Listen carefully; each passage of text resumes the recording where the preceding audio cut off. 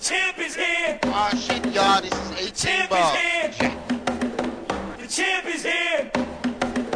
The champ is here.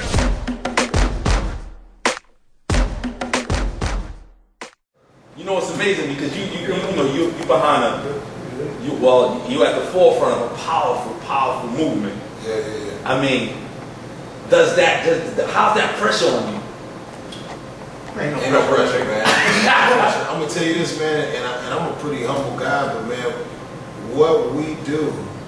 Tim told me this a long time ago. I used to be writing stuff, and I was second guessing myself, because of all the music that you heard of Tex over the years, like I usually been responsible for a lot of the hooks. Right. You know what I'm saying? So I was second guessing myself on that, and even, you know what I'm saying, rapping too, you know, and Tech always said, man, look, this is why I got you with me.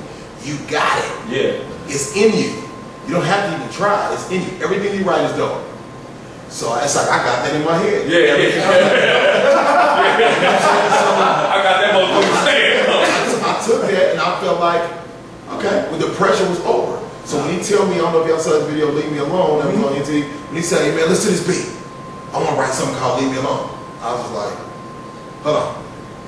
Stay away from me. Yeah. I mean, like right there. Right. So like it just pours out of me, so it don't feel like pressure, because what everybody is seeing right now, we've been doing it for 10 years. Yeah. It's just more people are paying attention. Right. It ain't like we just decided like 3 years ago, like, oh, we got to be better. Now let's jump around. No, nigga, we've been jumping around 10 years ago, in front of 7 motherfuckers. And everybody just looking like, what the fuck is this? Especially like the more black crowd. Right. I can remember us doing the thing in Austin, Texas, with Twister and what's dude's name? Get on my level. Little Scrappy. Little Scrappy and what's the group? I can't remember. T-shirt was there. Yeah. And I remember we came out. And we had the preacher's robe on, the red spikes, and you know when I come out, I'm like, you know what I'm saying, Gene Simmons and motherfuckers, and all the black people was like this. Ain't no what to do, nigga. And I got out there and said, step it up. I mean, what the hell be that? And the motherfuckers like, whoa. It was like, okay. And then we did, you know, Play It Rock, which sounded like some shit. It was kind of, they had it down south. Right. Bum, Tech-9NE. The whole crowd. You know, it's back to the fact of saying, you know what?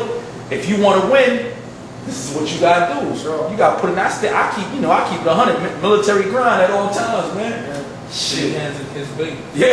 That's all it is. It's like that's the one thing to keep you going in the business is relationships. Yeah. Relationships will take you from here to the end of the world.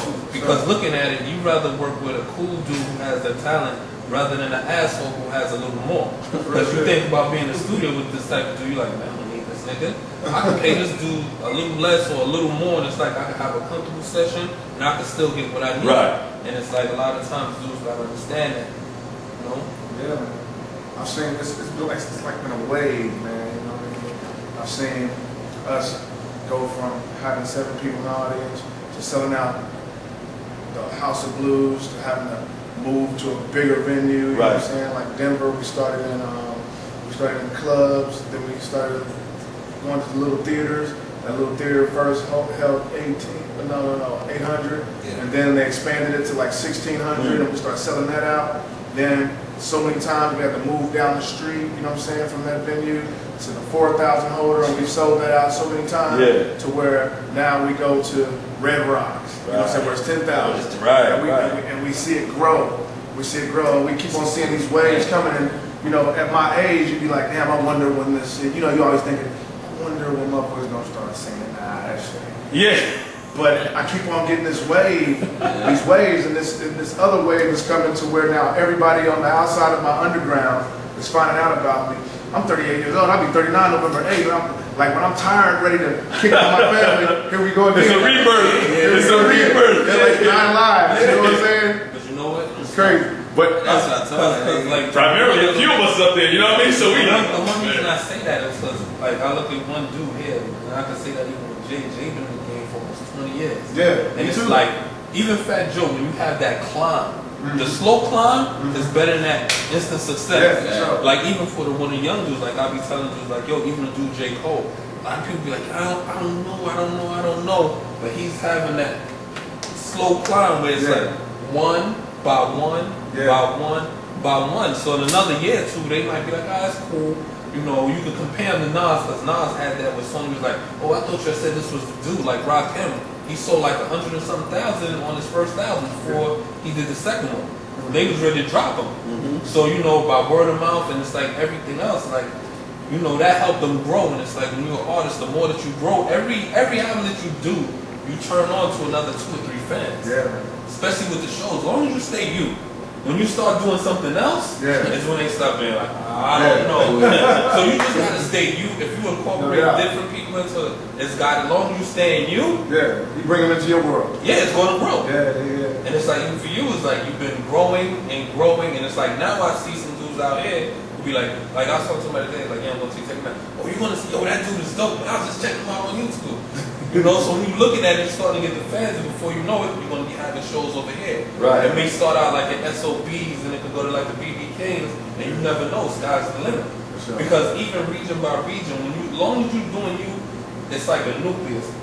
You start over here, and it just keeps swelling and swelling and swelling. Then before you know it, people look at it, and it's like, if they measure it by success, you know, the success that you have is way more than some of these other dudes who've been on the label, a gold artist. No doubt. So it's like you can look and be like, hey, you know, I got what he got and I'm indie. Right. You know, I did what he did and I'm indie. I'm on the road like 200 something days a year. This motherfucker shot. It's When the young dudes look at it, it's like they do their research. They're like, oh man, this dude's been here for a while. Yo, he kind of cold, man. Yo, let me check this. And then they start going back and back and back, and then they become real fans because then they went from here and they do their research to them. It's like you captivate them, you keeping their attention. I got this new song where I'm talking about, like, you got this one dude who's been here since the beginning of the hip hop shit. You know what I'm saying? I'm talking about as far as back as Blowfly. I'm talking about, you know what I'm saying? I'm talking about, like, that was the first Too Short, wasn't it? You know what I'm saying? With the cuss words and all that shit. You feel me? Yeah, but Blowfly is a rapper. Yeah. So I'm talking about a motherfucker that's been here since the beginning and still on the incline. And he sees the rise and fall of a lot of MCs. You know what I'm saying? They looked at him they looked at him in his eyes. And you wonder what his name is. You know what I'm saying? And it's a la carte. You know what I'm saying? It's like he's a vampire. It's like everlasting life in music. And that's what I feel like. That's crazy stuff. Yeah, it's Dracula backwards, you know what I'm saying, a la carte, you know what I'm saying? So, it's crazy, that's what I feel like. Damn, I see so many motherfuckers die, you know what I'm saying? But when I'm still on the incline, I'll be like, damn, it's crazy. Like, motherfuckers like us in the rap game, and I ain't the only one. I say that in the song, I'm not the only one of my kind. There's a lot of us that's still like this. Yeah. It's the incline. Wow, all these motherfuckers is falling, Yeah. you know what I'm saying? As long as you stay true. So I see his growth with Fred, man. It's just an honor right now to see what he's doing right now. You know what I'm saying?